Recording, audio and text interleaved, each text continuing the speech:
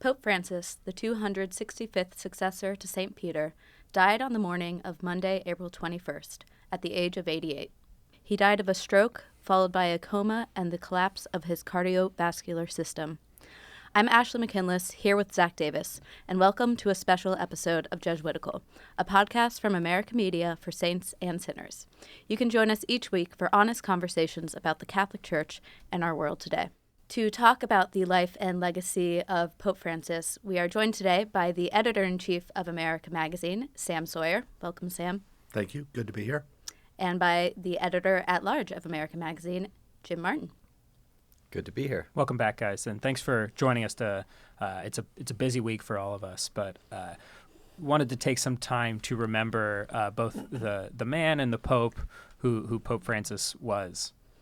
Yeah, so I learned of the Pope's death at 4 a.m. on Monday morning when I got a call from our Vatican correspondent, Gerard O'Connell. So he let me know of the news of his death. And then when I was talking to him later in the day, he spoke about the last time he saw Pope Francis, which was on Easter Sunday when the Pope made his surprise appearance in St. Peter's Square. And Jerry mentioned, he's seen the Pope many times, and whenever he sees him in a crowd, he'll yell his name and give him a wave, and this time he noticed that when he shouted to the Pope that there was no response, and it was a really poignant moment for him, and the fact that Pope Francis was even there is a testament to him, being a bit stubborn, but really dying what he loved doing, which was being with the people.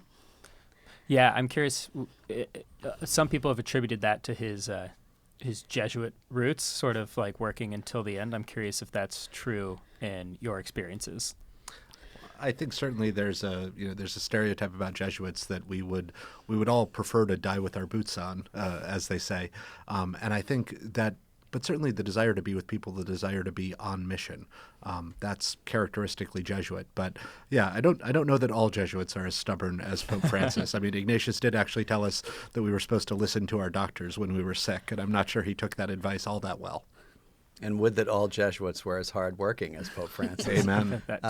Yeah, I thought it was really beautiful that he was doing something for other people. He was doing something for the crowds. And I have to say, the fact that he was able to celebrate with the faithful on Easter Sunday and then celebrate with God on Easter Monday was pretty poignant and quite beautiful. And I thought if you read that in a book, you would never believe it, that he died the day after he was able to bless people and talk about peace, which was his last message. So I saw in that real Kairos moment. I wish he were still around, but I think he went the way that he wanted to go. Absolutely. And I think I do think there's something providential in his going to God being so tightly connected to the celebration of the resurrection and the call to peace. Yeah, I was just thinking how you have this man who kind of dreamed of being a missionary when he was a Jesuit. When he signed up for the Jesuits, he kind of saw this as a possible future for himself. And he got to do that in a lot of ways in his Petrine ministry. But, in sort of his last day, when you go to these papal events in St. Peter's Square, it's really people from all over the world kind of gathering in one spot. So maybe he's not, a missionary in his last moment somewhere in a far off land like he maybe imagined, but to still be sort of clearly suffering and pain still, moving through the crowds, blessing people. I thought that was such a beautiful last moment for him. Well, one of the things I've been reflecting on over the last day and a half, really the core of the Jesuit story is Ignatius and the first companions going to Rome to offer themselves to the service of the Pope to be sent wherever. But the reason to do it in Rome was because they said, Ignatius said, the Pope will know where we are needed. And certainly nobody ever expected that it would be a Jesuit Pope knowing where the needs were in the church. But I think that union of the peripheries and the universal, that, him going through the square where there are people from all over the world there and being in touch with them, people reaching out to the center of the church in Rome, but also Pope Francis reaching back to the peripheries of the church everywhere. I think that's also a pretty deeply Jesuit image. And I always think, we've all been sick. I would imagine many of us have been in the hospital. imagine, feeling that way, getting dressed, going out in front of a crowd, talking to the crowd, just how much energy and commitment that would have taken, right? I mean, that's the thing that amazes me, just as a human being, to do that. It's really for other people. I felt it very, in terms of being a Jesuit, man for others, a person for others, very other-directed. He could sit in his hospital room and just pray, but no, he wanted to be with the people on Easter. And I'm sure he said, I'm going to make it to Easter. Well, that gets to his other main identity besides being a Jesuit, which is being a pastor and being close to people. And I know both of you have had the chance to meet Pope Francis and experience that pastoral side of him close up, because we can see it from afar, but you don't experience it one-on-one, but you have. So could you, what was your experience of Pope Francis, the pastor? Yeah, I met him a couple of times one-on-one, which was one of the biggest blessings of my life. And we talked about my LGBTQ ministry and just LGBTQ Catholics in general. And I found him always warm, supportive, funny, open, alert with it. But most of all, just relaxed. And I was never nervous when I was with him, which was kind of strange because, he's the Pope after all. But I felt like I was talking to a brother Jesuit. So I'll really miss him as Pope, for all the sort of important things that he did as a Pope, but also as a friend and a supporter. And I would write him notes from time to time and send him pictures of things, and he would write back and say, I like that picture of your mom or of your nephew. and he was just, I think one of the things that people might, I guess they know this, but he was just a nice guy.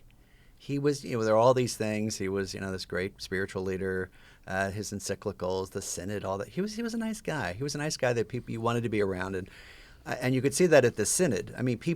He was like a magnet for people, and not just because he was the guy in white. People just liked him, and he was quite funny too. And I'll tell a story that's on my mind after Sam answers. Yeah, so certainly Jim has had a deeper one-on-one relationship with the Pope than I have. I got to meet him when we interviewed him in November of 22, along with some other colleagues from America Media. And one of the things I remember is, we were in the sitting room of Santa Marta, where he lived, and he showed up in the room without any fanfare, without being announced. I had my back turned because I was working on making sure the audio recording equipment was in shape. And our colleague Carrie actually had to tap me on the shoulder and say, the Pope's here, which is not something you expect to ever really have said to you quite that way. So he was, he did not stand on ceremony. He was not impressed with himself, although he took I think what struck me is how deeply intent and focused he was on being pastoral. During that interview, he kept using in Spanish the word pastoralidad. And originally I thought, how cool that Spanish has a word for this. And then I talked to my friends who are Spanish speakers, and they said, no, that's not a word in Spanish either. So it's something like pastorality. One of the ways I've talked about it since is kind of like the pastoral mystery. I think that's how he experienced God drawing close to us as a shepherd draws close to the sheep, and that's what he modeled his own ministry on as well, which is really beautiful. And I think that witness more than anything else, when I look at Francis, I think that's the kind of priest, that's the kind of Jesuit I want to try to be, someone who cares that deeply about people and is that generous with them. And I think really, one of the things that I think often gets missed, certainly Francis had big ideas about what the church needed, and synodality is probably the biggest of them, but I don't think he had any sort of like master plan or three-dimensional chess strategy for the church. I think what he had was this profound trust that if we got close to people pastorally, we would also be following the direction that the Spirit is setting out in front of the church. Yeah, and he really believed that. Yeah, he let the Spirit guide the church. And it reminds me of something that someone once asked Father Arrupe, Pedro Arrupe, the former Superior General, where is the Society of Jesus going? He said, I have no idea. The Spirit leads us. One memory, you're talking about how pastoral he was. When we were at the Synod, he would come in early. These were the two meetings in October 2023 and 2024. He would come in early to the aula, like at 8:30. And there would already be a line of people waiting to see him. And who were those people? Well, cardinals, archbishops, and bishops, of course, and priests, but also lay people saying, can I film a video for my mother's birthday? Can you sign my book? Here's a picture I drew of you. Here's a letter from all these different school children. And then the cardinals would come up with different things and questions. People would sit down and they'd take his picture. I swear he never flagged. Every single person, when I was watching, every single person got a smile, their time. And that happened in the morning at 11 a.m. when we had our break because he was in a wheelchair and couldn't go out to have coffee, and afterwards. And I mean, that's hundreds of people, every day. Never flagged. And I thought that's so pastoral. And I'm sure he knew everyone wanted their special time with the Pope. He's smiling and wonderful. And, I went up to him a couple times. I'll tell you a funny story. He had just met with Sister Janine Gramick, who runs New Ways Ministry. And I just wanted to come up and say thank you, very quickly. And I'd always had a translator. And one of the guys there said that he speaks English. Talk to him in English. So I went to him and I said, Holy Father, may I speak to you in English? And I think he was making fun of me. He was like, only if you speak slowly. I have to tell this other funny story. I haven't told it yet publicly because I thought it was kind of private. But during our first meeting in 2019, when we were talking about LGBTQ people, I talked about some of the attacks I was getting, and to your point about him being kind of pastoral. And I said, how do you handle those attacks? And I was expecting this kind of long theological disquisition about in freedom. Union with Christ on the cross. Yeah, Christ on the cross or indifference. I'll never forget this, and this is through a translator. He just waved his hand and said, there's Pharisees everywhere.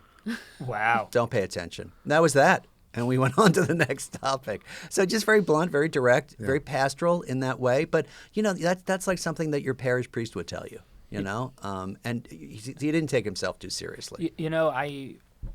You're talking about him just sort of being open and available to whoever, there are cardinals and bishops in that line who have handlers that they, instruct to act like they're the Secret Service sometimes, I think. You can see Francis, he has handlers and people that go around with him, but they're almost like more hesitant to step in. They're kind of looking to him like, will you do this? And I remember in 2013, I was a college student studying abroad in Rome, and there were murmurs then about, these papal audiences under Francis, they're a zoo. Like it's a security risk. It's actually, selfish of him to not, follow more of the security protocols and things like that.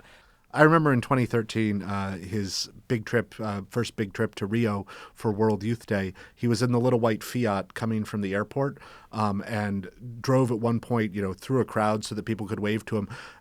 He rolled down the window and somebody passed him a mate through the window. And he took a sip and people were horrified. Like, no one knows. That hasn't been vetted. No one checked that. Do we know it's safe?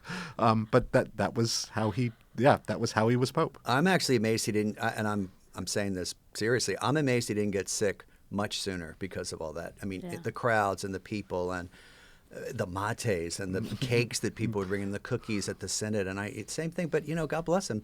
He at one point said, I don't want to be in a cage. And I remember someone telling me at the Synod that he does not like being in an office. He loves to be out among the people. And those trips that he took, which seemed very tiring and looked very grueling to us, he loved them. I mean, when he was in Mosul, Iraq, very soon after the Civil War there, he got out of his car and was walking through the streets. And this with like a complete security risk, but that he felt it was so important to be with Christians who had suffered so much in this country and was willing to risk his own life for it.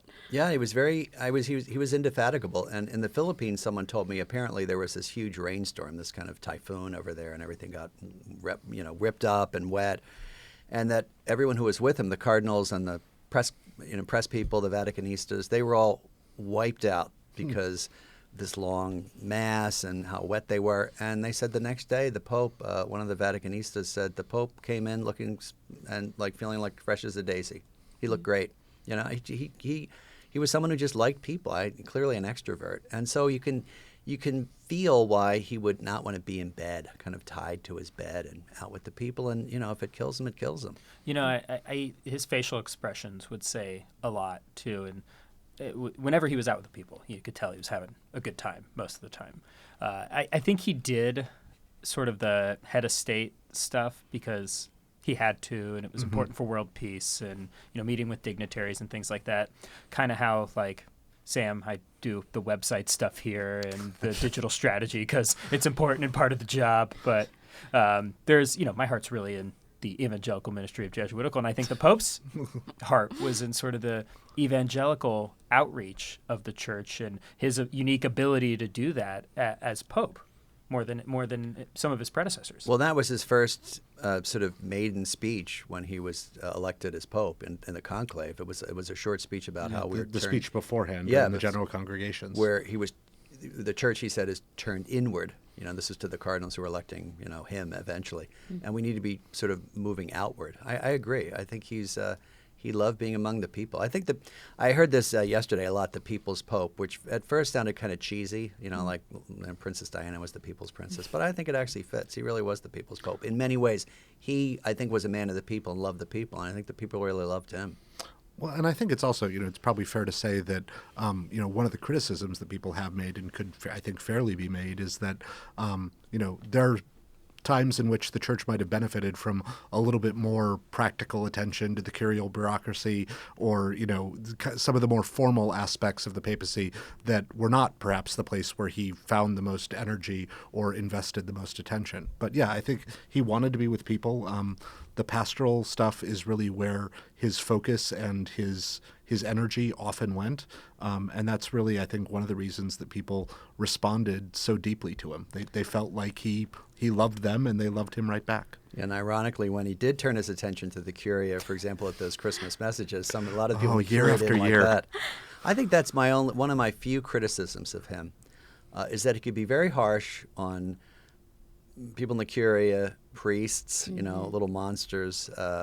And I also thought my one other critique is that he could sometimes speak off the cuff in ways that ended up offending people. I remember when he talked about women theologians, this is pretty famous, as, the strawberry on top of the cake. And a friend of mine, Natalia Lee, who's a theologian, she writes for America, actually changed her Twitter profile to strawberry shortcake. And there was a way that he could be a little too off the cuff, but what you see is what you get. I mean, at least he was transparent and honest and open, and he wasn't kind of standing behind a million different layers of PR. One of my good Jesuit friends asked me on Monday. He asked a number of people, what are your core memories of the Pope? What will you remember years from now? And so I talked, of course, about that interaction with him in the interview, and about, I think, a memory that's engraved for many of us, the pandemic prayer service with him alone in the square in the rain. But I said the other thing I will remember for a long, long time, I mean, this is 10 years of being at the magazine with him as Pope, is every time he got on a plane, I sort of held my breath and waited to see what would happen in the press conference. Right. Someone said to me, nothing happens on the ground, it all happens in the air. Yeah.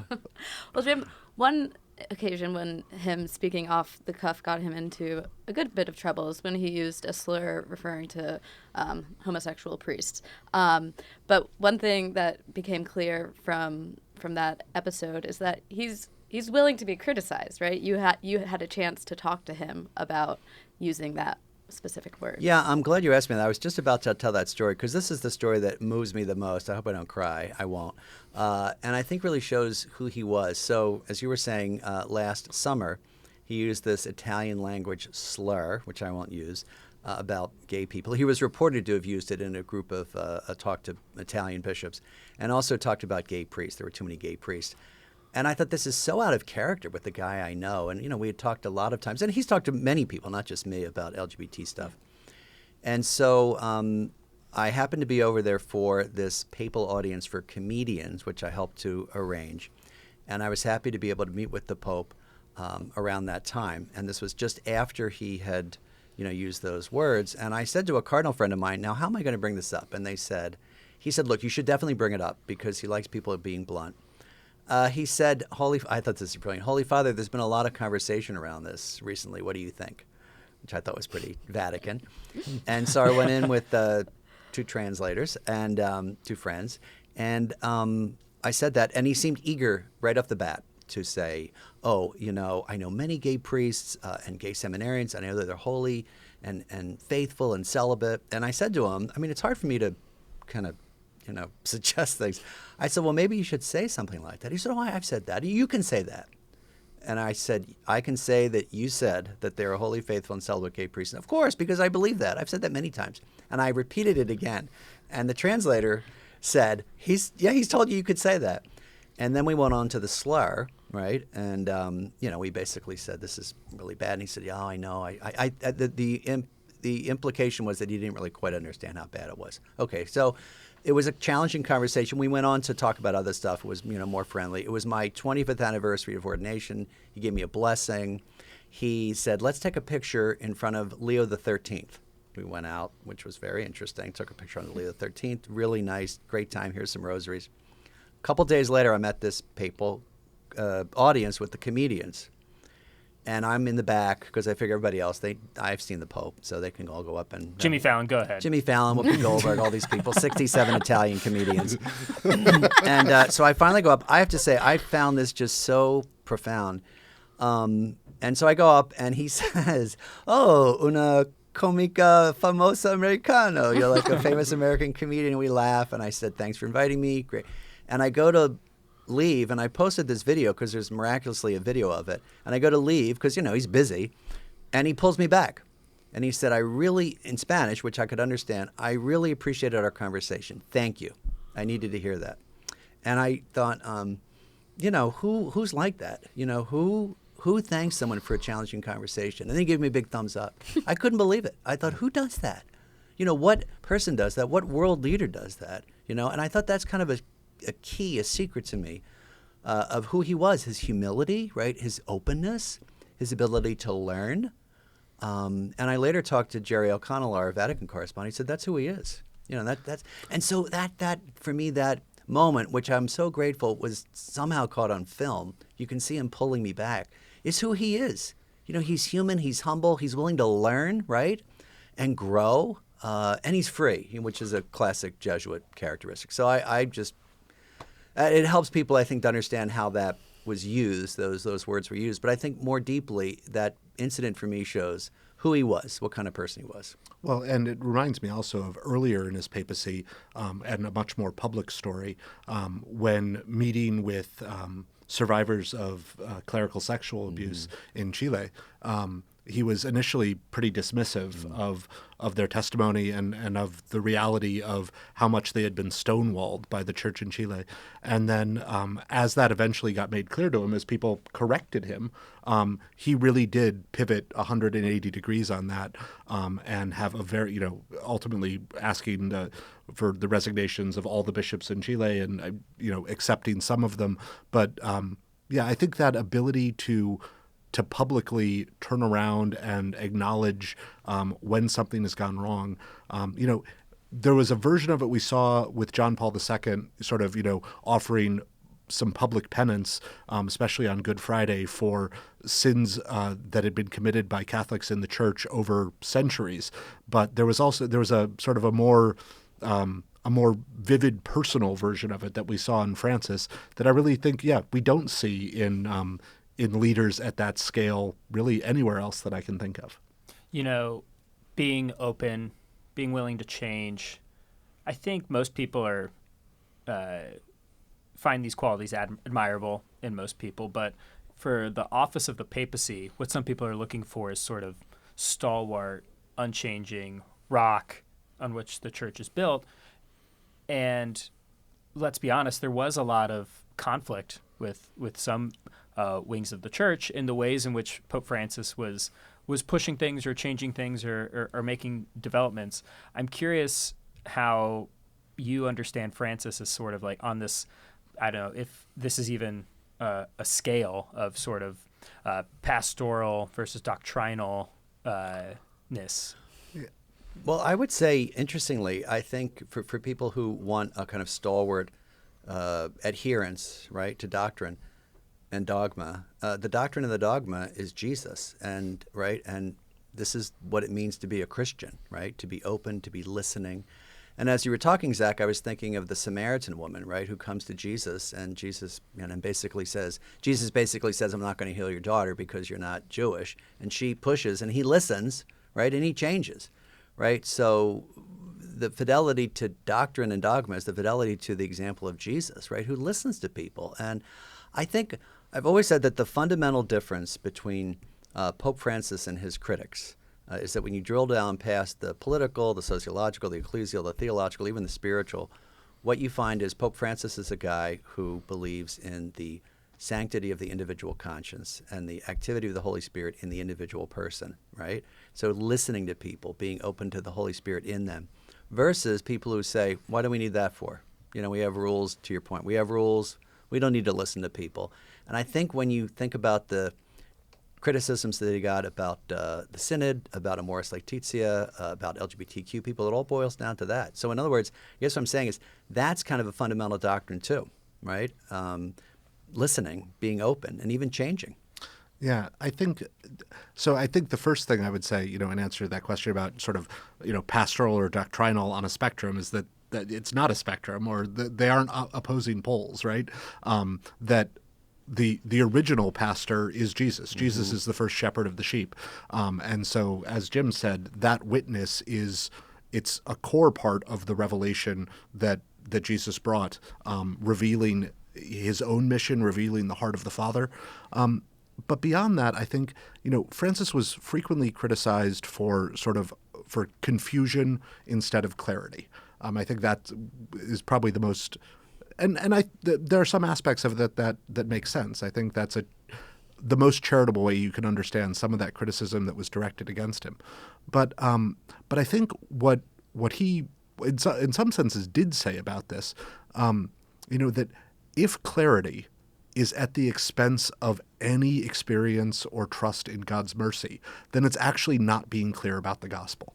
And so the emphasis he went back to over and over again to the mercy of God, to the extraordinary jubilee of mercy that he called before this present, ordinary jubilee in 2025.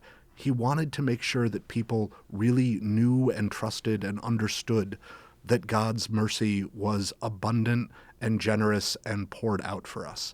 And if if you have clarity about moral categories, but at the expense of not trusting God's mercy, I think Francis would say, well, that's not the gospel. Or at the expense of listening to people. Right. He hated treating people as stereotypes or categories or ideologies. It's that culture of encounter, which means listening. And so I think, one of the greatest examples is not very well known, is his regular meeting with transgender people, right? I mean, he had certain ideas about, so-called gender ideology, and he had ideas, right? But he met with people, he listened to them, he encountered them, and he didn't dismiss them, and he was open to learning from them, and would write to them, and when they would bring him recipes and, different Argentine desserts, which he, of course, ate. But I agree. So I think that the clarity argument can really reduce us simply to, the religion is just a series of intellectual assents, mm-hmm. right? Instead of an encounter with the mystery of Jesus, who is alive and active and present in people. Yeah, and the other thing I think that reminds me of is, his final encyclical, Dilexit Nos, on the Sacred Heart.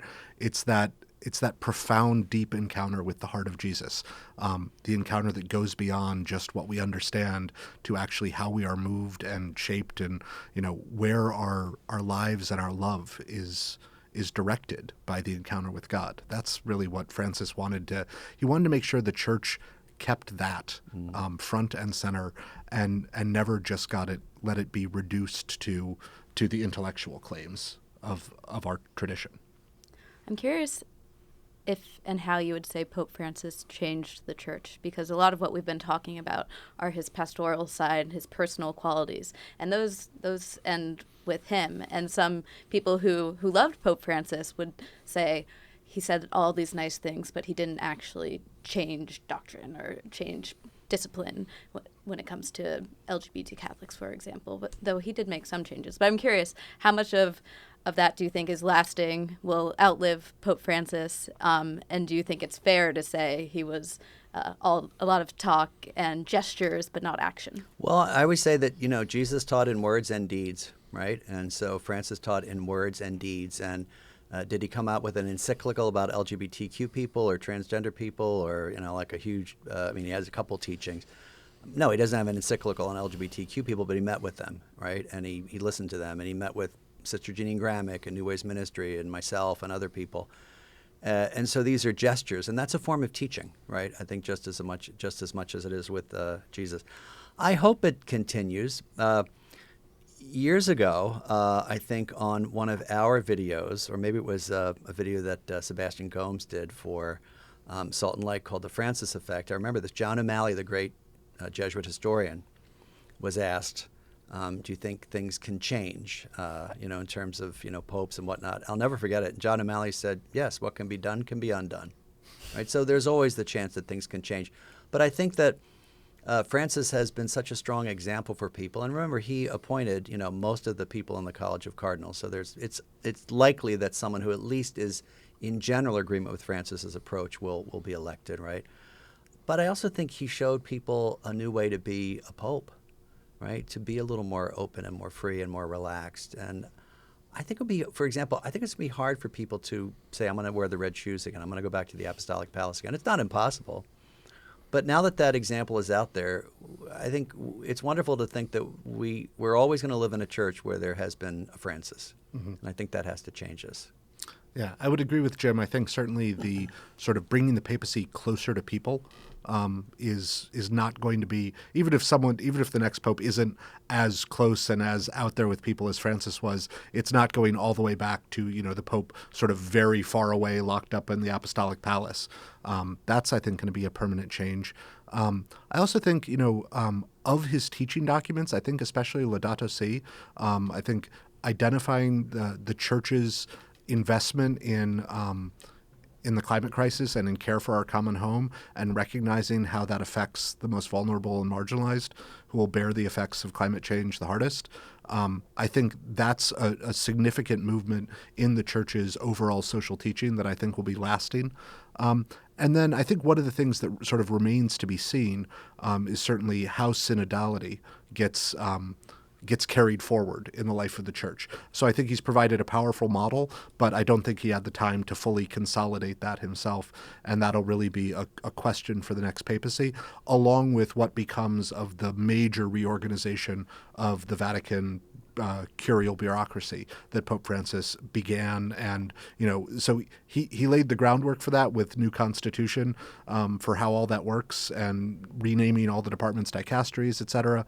But carrying that forward is also going to be the work of the next pope. One of the cardinals at the synod told me that we need a Paul VI to sort of follow Francis as John the 23rd. So someone who can, so John the 23rd opens Vatican II, Paul VI finishes it. Implements it and puts it forward. And, maybe someone who's a little bit more of a bureaucrat or who knows the Curia a little better. I agree with him. I think Laudato Si really changed the conversation for the church. It framed climate change in a spiritual way. And again, the synod, we'll see. I remember Cardinal Hullerick at the end of the synod said, it'll take time because conversion takes time and the Holy Spirit takes time to convert our hearts. So, when you were if you were a French peasant in the 1600s, which I was, yes, I remember when, past life, you would never probably ever hear about or read an encyclical that a pope had written.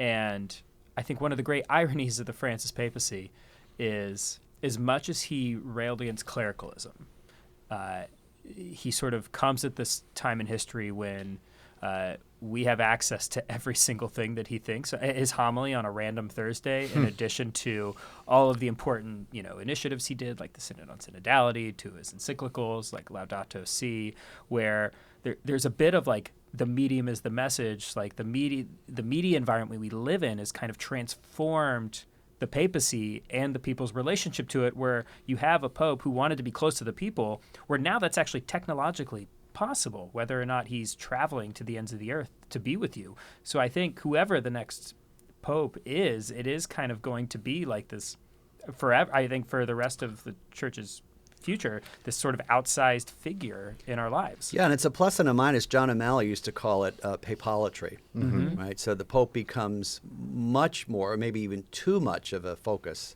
for Catholics, right? It's all about the Pope, and, they may not even know their local bishop. I mean, I've experienced that myself when I ask people about their local bishop, or what.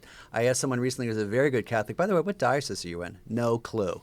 I won't say who it was or what diocese. Thanks, Jay. Kidding. I was not the Diocese of Brooklyn. And so it's a minus in that sense, right?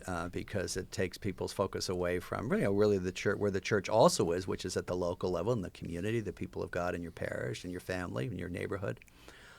It's a plus, I think, because if you have someone who's charismatic and really who can sort of convey the love of Christ, as I think Francis did, it can be really encouraging for people. I mean, you see the outpouring of affection, and people felt like they knew him. And I think he did a great job as an evangelizer, talking about mercy, and so that's a plus, right, in this kind of social media age where he reaches people, instantaneously with a gesture. I mean, one of the ones I will never forget is when he embraced that man with the painful skin condition, neurofibromatosis, I think, or something like that. Yeah, which was so bad. And that said everything. That said Francis, embracing the man with leprosy. It said Jesus embracing people. It said so much. And if the French peasant, he couldn't have seen that, right, in the 16th century or whatever, because probably I don't think they had Instagram back then. No. Once it got put in stained glass 150 years later. Right. Well, that's actually a good Right. point. It would take a while. So I think that cuts both ways, for the church. So I think, certainly there could be this papalatry, this overblown emphasis on every little thing Pope Francis did. I would say that observation also applies to the grumbling or complaints about Pope Francis, Yes. that we also had much more immediate, 24/7 access to all of that. So I think as much as that's a challenge for how the Pope exercises his ministry, it's also a challenge for the Church, for how we receive the ministry of the Pope, how we receive the conversation of the Church at a global scale in this, media-saturated age. And I think, that's something the Church has to mature into as well. And you had to feel sorry for Pope Francis at times because everything he did was magnified. Do you remember the time when he was in a crowd and there was a woman pilgrim there from a country I can remember but will not say, who grabbed him. Wanted to kiss his ring. Yeah, wanted to kiss his ring. He 85 year pulled him back. Pulled him twisted back. him. Yeah. And he kind of, brushed her off and I think, Slapped her a bit. Well, one of the times he was not happy to be close to people. Yeah, I wouldn't have been happy to close that person either. And that's a very human thing. And he could have fallen, right? Yeah. And it was just such a rude gesture, right? And that one slap, of course, Pope Francis slaps woman in St. Peter's Square. And so that's the other downside of this kind of social media age where everybody sees something like that. And it does get magnified. And I will say, I think that Pope Francis put up with the critics that he had to deal with admirably and with great patience. And, I was alive and, reporting at America under John Paul and Benedict. I never saw the kind of criticism, particularly from cardinals and archbishops and bishops and priests and Catholic commentators, that Francis got in any level, that to compare that to John Paul and Benedict. And in other words, long way of saying, I thought he was very patient with it. I thought he was very charitable. And that also is a mark of his humility too. A lot of that criticism was centered in the U.S. Church. Yes. There were cardinals and bishops from the United States that were openly critical of the Pope, and I think even some lay people who felt very threatened by his economic ideas Sure. and that sort of thing. And I'm curious how you would evaluate how he dealt with the criticism from the U.S. Church and trying to, pastor to the peripheries in Asia and Africa while, responding to the U.S. Church, which is powerful and rich. So that is a tough balance. When I do want to frame it really quick, because I can hear some listeners who are just like, I don't understand. My bishop says he loves the Pope.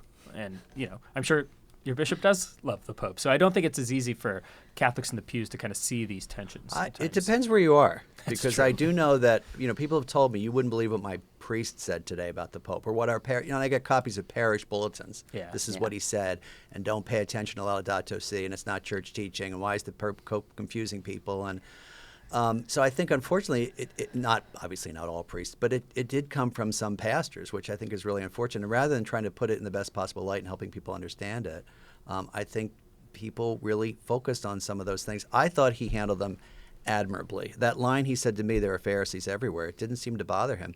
And in terms particularly of cardinals and archbishops and bishops criticizing him, I thought he was very patient. And, he wasn't, remember, under Francis, he's not silencing theologians, right? As much as I love John Paul and Benedict, they were, kind of going after theologians with the formerly Congregation for the Doctrine of the Faith. I thought he was extremely patient. And there's one or two bishops I can think of who really had kind of public campaigns against him. Sitting bishops, ordinaries of dioceses. He was very, went on for years. And so I think that it showed a great deal of courage and restraint, right, and trying to find the best in them. And I think people critique him for that, actually. I know a lot of people who say he should have, really disciplined people a little more quickly. But, that line he said to me, there are Pharisees everywhere. It didn't seem to bother him. It's like, just move on like Jesus did. Well, I think a couple things I'd say here. One is that while there was certainly, I would say, like bad faith, malicious criticism of Pope Francis, there was also good faith criticism of him. And I certainly know people who really did feel like he was confusing and unclear in a way that was troublesome, that challenged them and challenged other people in their walk of faith.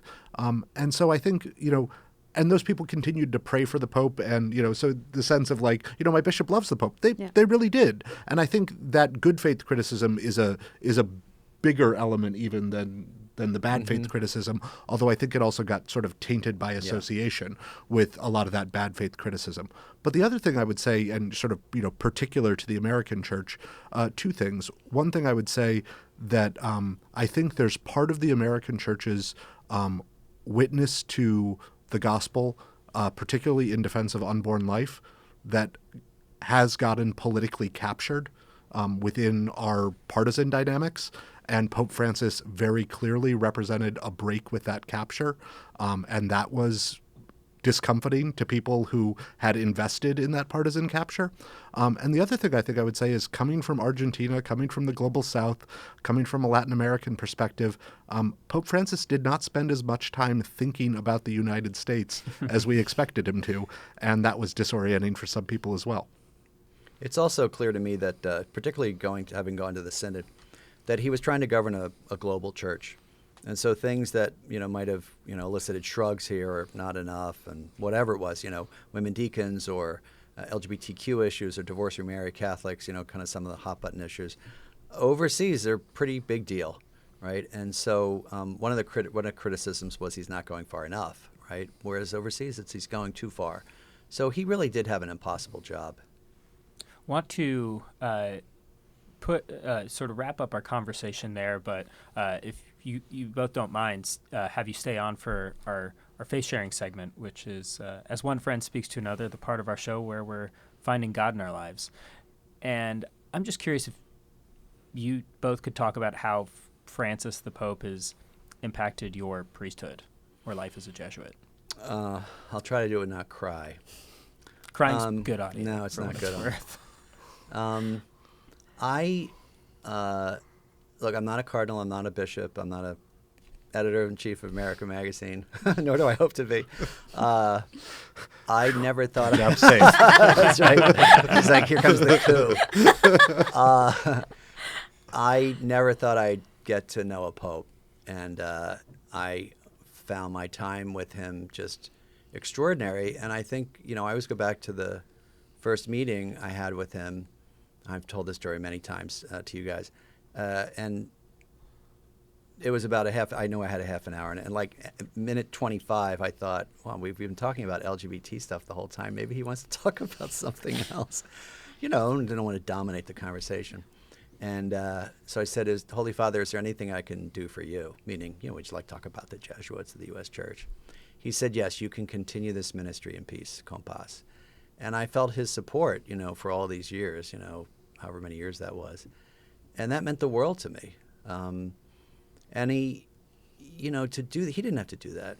He didn't have to meet with me. He didn't have to put it on his calendar. He didn't have to put out a picture. He didn't have to see me at all. He could have written me a note, just said, hey, continue your ministry. So he took a big risk doing that, and he got a lot of pushback. And he met with me 3 or 4 times. He didn't have to meet with any of those times.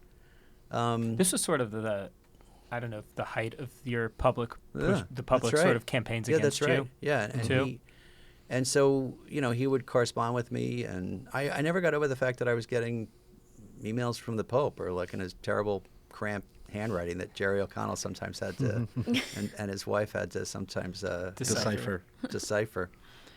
So, I look at those pictures of his body now and just think how blessed I was, how lucky I was, as a priest. So. Thanks, Jim. Yeah. I was ordained in 2014, and so literally every Mass I have ever celebrated until yesterday, I prayed for Francis. And so in a lot of ways, I don't feel like it's sort of the reality has hit me yet. I mean, I remember celebrating Mass here in the office yesterday and getting to that part of the Eucharistic prayer and having to skip over. And, kind of my eyes went wide for a second.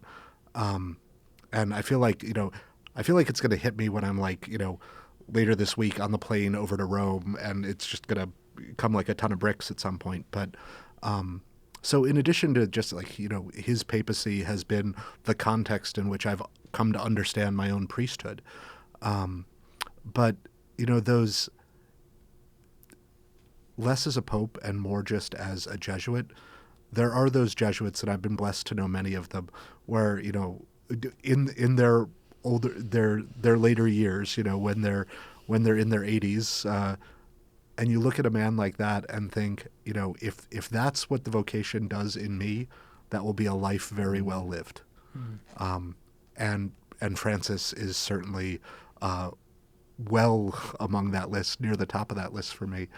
If that's what faithfulness to this vocation can mean and can produce in a person, that's a life very well lived.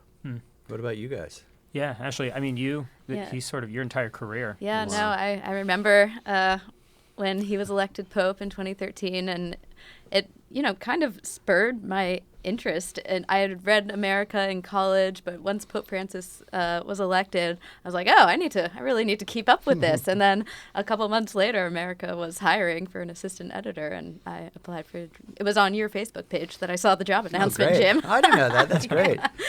So he's really been, this presence in my life for the last 12 years, and, the only Pope I've had as a professional Catholic. And I, like you, Sam, it hasn't really hit me because he's been such a presence in my life. Like, I read a Pope Francis story every single day of my life. I look for pictures of Pope Francis to post on our website every single weekday.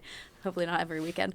Depends on whether or not he got on a plane. Well, wasn't your first week the interview? Yeah, the first week here was when America magazine published that groundbreaking interview with Pope Francis. And so, yeah, my professional life has been built around his papacy, and I think I really took it for granted that he was just always going to be there. And it's almost like losing a grandpa and a celebrity and a president all in one person. And so it's hard to process. But I will say, just in terms of more personally and like my life as a Catholic,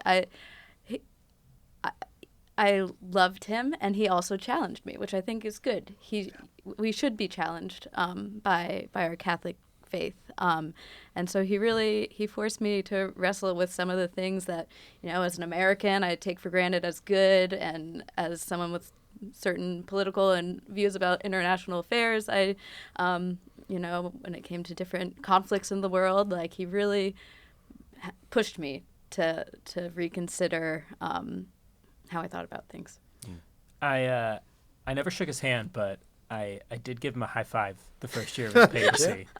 When I was studying abroad at the John Felice Rome Center, run by in one of those papal audiences that had become a zoo. Yep. I was sitting next to some friends, and to my left there was this 8-year-old French girl, and we were not in the front row, but we were in the front row of the second barricade. So she and I climbed up the little wall that's separating there. We both leaned over, and he obviously was going for the child next to me. Did you push her out of the way? Yeah, exactly. Push the little excusez-moi. But as I was able to get kind of the second high five that went after the one he gave her. And I just remember thinking his hands felt like my grandfather's. And for me, that was like the sort of personable emphasis that he put on his ministry. That was a little foretaste for me.